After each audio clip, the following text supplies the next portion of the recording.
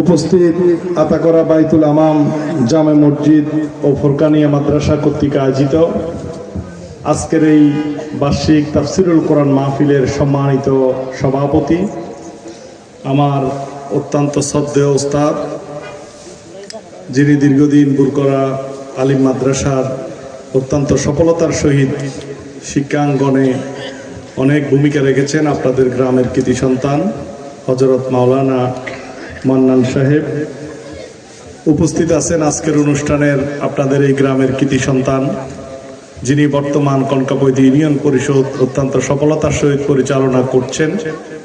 আপনাদের এই এলাকায় ভালো উন্নয়ন কার্যক্রম নিয়ে কাজ করছেন জনাব মীর হোসেন মিরু ভাই। মঞ্চে উপস্থিত আছেন বিশিষ্ট সাংবাদিকবৃন্দ, ওলামায়ে কেরাম, আমার সামনে সমবেত মুরব্বিয়ান, ছাত্র যুবক ভাইয়েরা, পদ্মার আড়ালের মা এবং বোনেরা, আসসালামু আলাইকুম ওয়া রাহমাতুল্লাহ। রাস্তায় যে ভাইয়েরা দাঁড়ায় আছেন, আপনাদের কাছে দৃষ্টি আকর্ষণ করছি, বিশেষ করে দোকানে পাটে এখানে যে লোক উপস্থিত আছেন তার চাইতে অনেক বেশি মানুষ আমি দেখে এসেছি। মেলা বসেছে, মেলায় এখানে তো মূলত কোরআনের মেলা বসেছে, ঠিক কিনা? কিন্তু এখানে বসাটা তো সওয়াব বেশি না, ওখানে মেলায় আড্ডা দেওয়া সওয়াব বেশি। দোকানে পাটে রাস্তায় অলিতে গলিতে যে ভাইয়েরা, যে মুরব্বীরা আছেন, আপনাদের কাছে বিনীত আহ্বান জানাচ্ছি, আপনারা সবাই মাহফিলের প্যান্ডেলে এসে উপস্থিত হবেন। সম্মানিত উপস্থিতি, আজকে আসলে ওয়াজ করবেন যে হুজুরদেরকে আপনারা এখানে আমন্ত্রণ জানিয়ে এনেছেন, ওনারা অত্যন্ত প্রজ্ঞাবান আলেমে দ্বীন, আপনারা দাওয়াত দিয়ে এসেছেন, ওনাদের পক্ষ থেকে আপনারা কথা শুনবেন।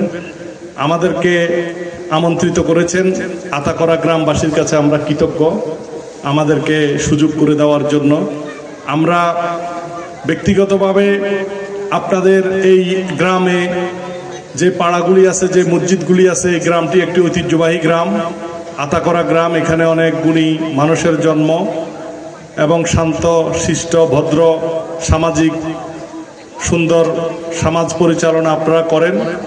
আমরা পাশাপাশি আপনাদেরকেও চাই যে আগামী দিনে এই বাংলাদেশ, এই 14 গ্রাম বিনির্মাণে, এই কনকাপত বিনির্মাণে একটি আদর্শিক সুন্দর নগরীতে যাতে আমরা রূপান্তরিত করতে পারি, সেই লক্ষ্যে আমরা কাজ করছি। আমরা বাংলাদেশের অপসংস্কৃতিকে দূরে ঠেলে ইসলামী সংস্কৃতির বিকাশে আমরা কাজ করি। আমরা এই সমাজকে পরিবর্তন করার লক্ষ্যে আমরা কাজ করার চেষ্টা করি। আপনারা 2011 সালে আমাকে আপনারা সুযোগ করে দিয়েছিলেন আপনাদের খেদমত করার জন্য। আমি কিছু সময় চেষ্টা করেছি আপনাদের পাশে থাকার জন্য, যদিও আপনারা আমাকে 5 বছরের জন্য নির্বাচিত করেছিলেন, কিন্তু আমি কি পুরো সময় বাস্তবে আপনাদের সাথে থাকতে পেরেছি? আমাকে আপনাদের পাশে থাকতে দেয় নাই। সেজন্য আমার অনেক বেশি মনে কষ্ট নাই, কিন্তু আমাদের এই কনকাপতের মানুষের মনে অনেক কষ্ট, ঠিক কিনা? আপনারা তো 5 বছরের জন্য ভোট দিয়েছিলেন, তাই না? কিন্তু আমি কিন্তু 5 বছর পরিপূর্ণভাবে আপনাদেরকে সার্ভিস দিতে পারে নাই। চেষ্টা করেছিলাম আপনাদের পাশে থাকার জন্য। যারা আমাদেরকে জুলুম এবং অন্যায় করেছে আমাদের উপরে, আপনাদের উপরে, আমরা কিন্তু তাদেরকে ক্ষমা করে দিয়েছি, ঠিক কিনা? আল্লাহ রাব্বুল আলামিন, রাসূল করিম সাল্লাল্লাহু আলাইহি সাল্লাম আমাদেরকে যে মহাগ্রন্থ আল কোরআন দিয়েছেন, রাসূলের যে সুন্নত দিয়েছেন, আমরা সেটি অনুসরণ করার চেষ্টা করি বিদায় আল্লাহ বলেছেন ক্ষমা করে দেওয়ার জন্য। আল্লাহ ক্ষমা করে দেন, আমরা কি ক্ষমা করতে পারি না? আমরা ক্ষমা করে দিয়েছি আলহামদুলিল্লাহ। এতে করে কি আমাদের কোনো সমস্যা হয়েছে? সমস্যা হয় নাই। যারা আমাদের উপর অন্যায় করেছে আমরা তাদেরকে বুকে টেনে নিয়েছি, এটাই হচ্ছে ইসলাম, ঠিক কিনা? আজকে আপনাদের কাছে এসেছি, সুযোগ হয়েছে আলহামদুলিল্লাহ। এই আতাকরা গ্রাম, আপনারা এখানে একজন প্যানেল চেয়ারম্যান পেয়েছেন। আপনাদের এই গ্রামের জন্য উনি অনেক চেষ্টা করেন, উন্নয়ন কার্যকলাপ করার জন্য অনেক সীমাবদ্ধতা থাকে, তারপরে আপনারা মেম্বার বানিয়েছেন। আল্লাহ ওনাকে চেয়ারম্যান বানিয়ে দিচ্ছেন না? এটা কি আপনাদের ইজ্জত বাড়ছে না কমছে?